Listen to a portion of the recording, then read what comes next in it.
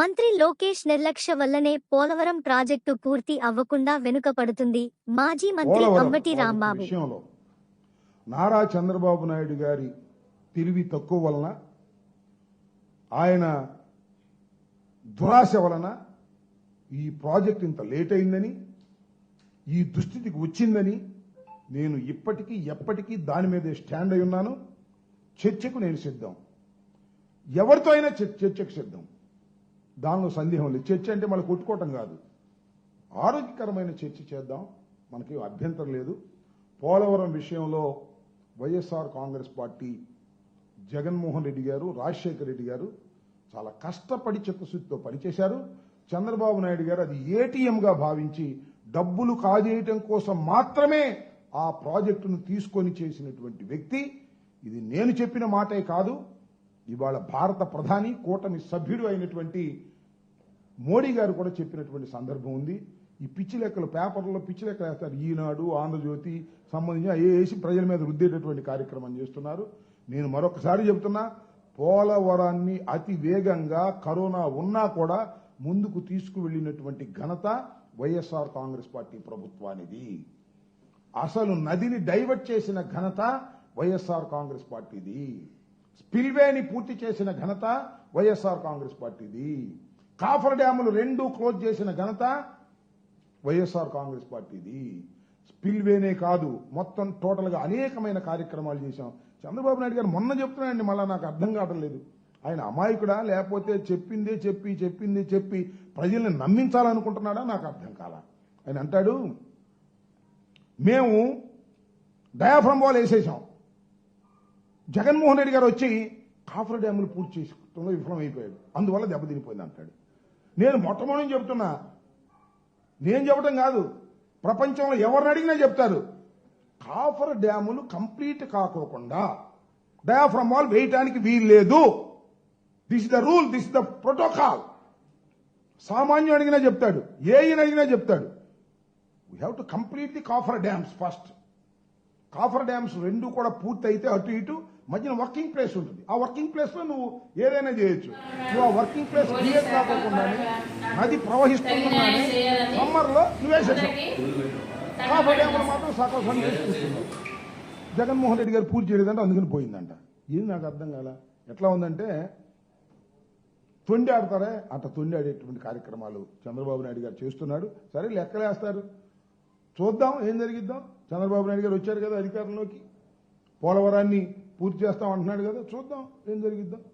Corona టైంలో కూడా మేము చాలా కష్టపడి ఆ పోలవరం విషయంలో చాలా ఘట్టాలను అధిగమించాం.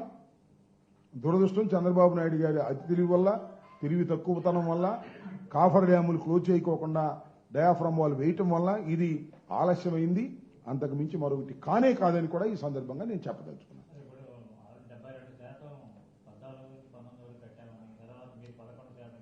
ఎన్ని పిచ్చి లెక్కలు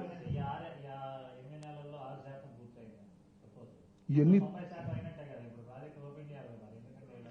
అది అడగాలి నువ్వు సార్, మాగది అట్లా కాదు. వాళ్ళు చెప్పిన లెక్కల ప్రకారం అసలు అంతా అయిపోయినట్టే లెక్క, అంతే కదా. 90% అయిపోయినట్టే లెక్క. ఇప్పుడు 90% అయిందా? కాలేదు కదా. వాళ్ళు చెప్పే లెక్క ప్రకారం ఓపెన్ చేసేయచ్చు కదా. మరి 27 దాకా ఎందుకు? సో వారి చేతిలో పత్రికలు ఉన్నాయి, వారి చేతిలో మీడియా ఉంది. పిచ్చి లెక్కలు రాస్తారా, అవి చదువుతారు, చదివి నిజం అనుకుంటారు. వాస్తవాలు అవి కావు. నేను మళ్ళా చెప్తున్నా, ఎవరితో అయినా చర్చకు సిద్ధం, ఆరోగ్యకరమైన చర్చ. ఊనే చర్చ అంటే బూతులు ఇట్టుకోవడం వద్దు, రీజనబుల్ గా చర్చించుకుందాం రండి. ఆ ఇరిగేషన్ మంత్రి వస్తాడా, లేదా చంద్రబాబు నాయుడు గారు పిలిస్తే ఆయన దగ్గరికి వస్తాను నేను సెక్రటేరియట్కి, నాకేం అభ్యంతరం లేదు. What is this? ఎందుకు ఇంత అబద్దాలు ఆడతారు, అసత్యాలు మాట్లాడతారు, దుర్మార్గం చేస్తారు? మొత్తం టోటల్ గా పోలవరాన్ని సర్వనాశనం చేసింది నారా చంద్రబాబు నాయుడు గారు. నాశనం చేయాలని కాదు, డబ్బులు కాజేయాలని, అంతే, అంతకు మించి లేదు. నేను అనేక సందర్భాలు చెప్పా, ఇప్పుడు చెప్తా, ఎప్పుడు చెప్తా. అసలు కేంద్ర ప్రభుత్వం చేయవలసినటువంటి ప్రాజెక్టుని రాష్ట్ర ప్రభుత్వం ఎందుకు తీసుకుందని అడుగుతా ఉన్నా. గొంతు చించుకొని అడిచా 100 సార్లు అడిగేప్పటికి. నేను మంత్రి అయిన తర్వాత ఒక్కరోజు కూడా సమాధానం చెప్పలే, ఒక్క మంత్రి కూడా సమాధానం చెప్పలే నాకు. చంద్రబాబు నాయుడు గారి సంగతి దేవుడు ఎరుగు. ఎందుకంటే ఆయన లెవెల్ పెచ్చు, నా లెవెల్ తక్కువ అనుకో. మంత్రి అయినా చెప్పొచ్చు కదా. అసలు కేంద్ర ప్రభుత్వం చేయవలసినటువంటి పని నువ్వు ఎందుకు తీసుకున్నావు? 2016లో తీసుకున్నావు, 13, 14 రేట్లు కడతాను ఎందుకు తీసుకున్నావు? కాఫర్ డ్యాములు క్లోజ్ చేయకోకుండా డయాఫ్రమ్ వాళ్ళు ఎందుకు వేసావు? దీనికి సమాధానం చెప్పండి అంటే అది చెప్పరు, ఏదేదో మాట్లాడతారు. 1% 2%. రాంబాబు గారికి అసలు పోలవరం అర్థం కాలేదంట. ఆయనకే అర్థం కాకపోతే ఇంకేం అర్థమైంది? ఇరిగేషన్ మంత్రికే, చంద్రబాబుకే అర్థం అలా. ఒక మాట చెప్తా, నోట్ చేసుకోండి. తప్పు అయితే అప్పుడు నన్ను అడగండి. చంద్రబాబు నాయుడు గారు ఒక సందర్భంలో ఏమన్నాడు తెలుసా? కాఫర్ డ్యాములు లేకోకుండానే డయాఫ్రమ్ వాల్ వేయాలని కూడా ఆలోచన చేశామన్నాడు. అర్థమే సచ్చినోడు కూడా అటు చెప్పడు. అర్థం కాక కాఫర్ డ్యాములు లేకోకుండానే డయాఫ్రమ్ వాల్ వేద్దామని ఆలోచన చేశానంట ముఖ్యమంత్రి గారు. ఆయన చెప్పాడు, నేను చెప్పింది కాదు. ఆయనకు అర్థం కాలేదు. అర్థం కాదని తేలిగ్గా నాకు ఇంకా అర్థం కాలేదయ్యా అని తొలి రోజులు అంటే, ఆ రాంబాబు పోలవరం అంటేనే అర్థం కాలేదు, ఆయనకు అంత గంట అరగంట అర్థమైద్ది. ఇట్లాంటి చిలిపి మాటలు మాట్లాడతారు. మాట్లాడండి, మాకేం అభ్యంతరం లేదు. మీరు చిలిపి మాటలు మాట్లాడితే మేము మాట్లాడతాం, మాకేం అభ్యంతరం ఏమీ లేదు. ఆ మధ్యన పచ్చిరాజా కూడా అనేవాడు నన్ను గంట అరగంట అని. మేమంటేనేమో కేసులు పెడతారు. ఇది పరిస్థితి. కాబట్టి పోలవరం విషయంలో కానీ ఏ విషయంలో కానీ వైఎస్ఆర్ కాంగ్రెస్ పార్టీ తప్పిదమే లేదు. చంద్రబాబు నాయుడు గారు అనేక తప్పిదాలు చేశాడు, అనేక డ్రామాలు వేస్తున్నాడు. మళ్ళా ఇప్పుడు కొత్తగా P4 డ్రామా ప్రారంభించాడు. ఈ P4 డ్రామా కూడా అట్టర్ ఫ్లాప్. ఇది కూడా ఈ 4 సంవత్సరాలు 5 సంవత్సరాలు నడిపించుకునే కార్యక్రమం చేస్తాడు నారా చంద్రబాబు నాయుడు గారు. మంచి అద్భుతమైన నటుడు, అద్భుతంగా నటిస్తాడు. అది చూసి ప్రజలు మోసపోతారు అనుకుంటారు. మోసపోరు కొన్ని సమయాల్లో అవుతుంటాడు ముఖ్యమంత్రి. వాడిని నెత్తి మీద ఎక్కి వీడిని నెత్తి మీద ఎక్కి. అదే పవన్ కళ్యాణ్ ఉన్నాడుగా, నా దగ్గర సత్తా లేదు, నేను రోజు ఆయన్నే మోస్తాను, నాకు ఏం ఓపికనంత వరకు మెల్ల మీద వేసుకుని మోస్తాను అంటున్నాడు. మొయ్యమను ఎవడు కాదన్నాడు? ప్యాకేజ్ తీసుకుని మొయ్యమను. ప్యాకేజ్ అనగానే వాళ్ళ కోపం వస్తుంది.